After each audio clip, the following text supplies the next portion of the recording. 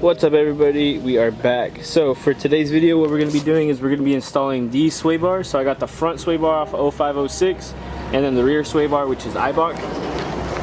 It's pretty badass, I like it. So we are going to jack up the front of the car now and then get it done. And then I'm going to see if I can get some POV shots of driving the car, just so you guys kind of see and hear what I hear whenever I go up to my dad's house in Solana Beach. But yeah, let's get this stuff going. We have the wheels taken off and the car up on jack stands. As you can see here my Brembos. And then right in here is the 02-04 sway bar. As you can see, it's pretty thin, especially compared to the 04-05 sway bar. Let's see this. But yeah, so that's what we're going to be switching out. My end links are fairly new, so that's definitely going to help us out quite a bit. So yeah, let's get started. So I forgot to mention in the video how to take off your end links. So your end links require an Allen key to hold in this bolt right here, because if you spin this nut, it's gonna spin freely right here.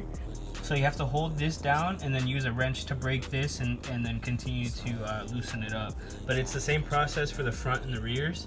And this size is a 14mm.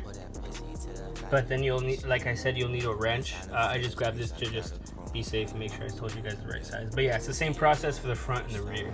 Alright guys, so I did not know how tricky this would be, but I guess what you have to do is you have to remove your downpipe or your cat in order to wiggle out the sway bar.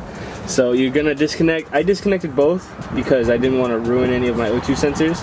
So I disconnected both.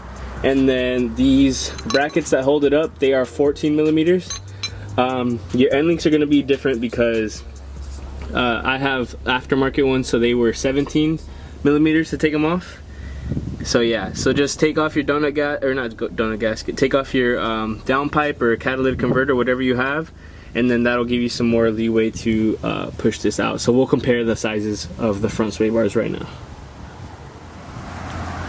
Alright guys, so here we have the sway bars. I put them up closer to each other. You can definitely tell that the 05-06 one is a lot thicker. It's also a bit heavier as well. But yeah, this is like nothing compared to this one. This one's got some weight to it.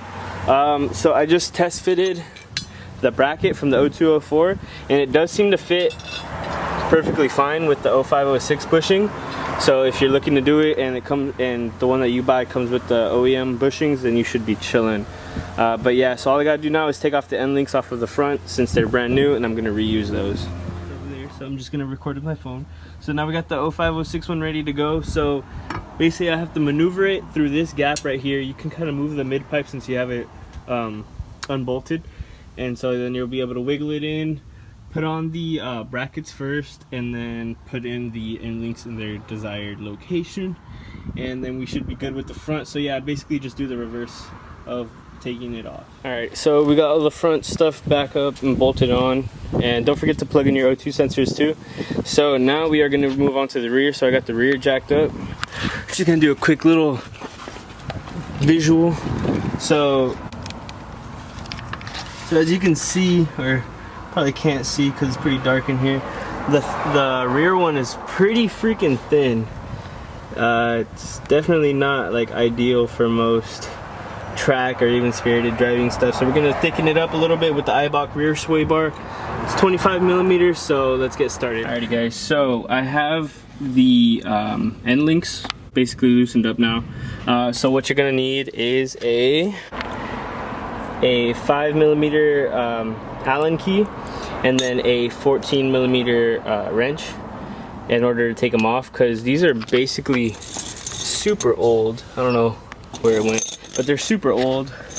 I'm already starting to take it off down here, and look at that, look at how crusty that stuff is, man. Oh, there we go. Now you can see how crusty the end links are. So I have some brand new ones here. And so yeah, hopefully this is going to be a lot easier than replacing the front one. So let's keep going. Alrighty guys, so check this out. Look at how thick the Eibach sway bar is compared to the OEM one. Like, dang, that is like crazy. But yeah, so you can kind of see how crusty the old end links were, and then those are the brand new ones. So that taking it out part was like super simple. So we'll just slap these back on and then get everything tightened up. So let's get it. Alright guys, so she is back down on the ground. As you guys might be able to tell, she is a bit lower. I recently got Progress coilovers, probably like the best thing that I've probably done for this car.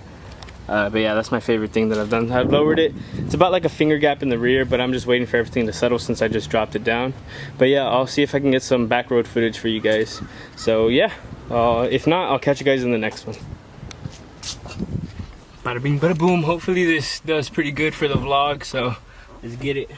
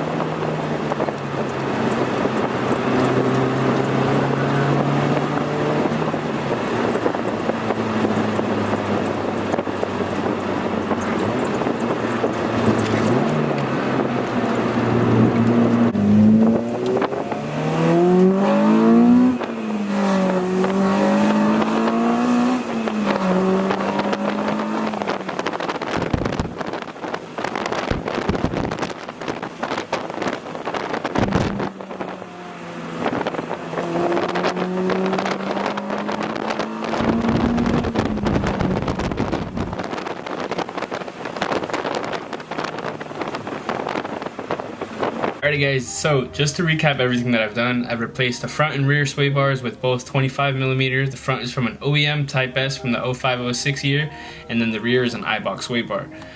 So the cost that I paid for the sway bars was $150, and then the cost for the end links were about $12 from Rock Auto. So in total you're looking at about $150 to maybe $160 depending on what brand end links you go with. I just got some basic stock replacement ones.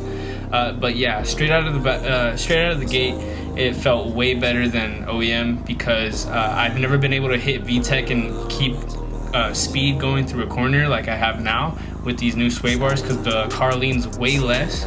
So definitely, if you guys are thinking of doing some suspension upgrades, keep sway bars in mind. They do a huge difference, but do keep in mind if you go too thick, you may run into some understeering issues as well.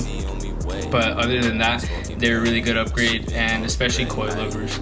I don't know how they would feel if I had my Tane springs on, but definitely coilovers was the way to go. So I hope you guys enjoyed the video. If you guys want some more back road clips, like and comment down below telling me that you would like that, and I'll definitely get those videos rolling out for you guys. So I hope you guys have a good one, and stay safe out there.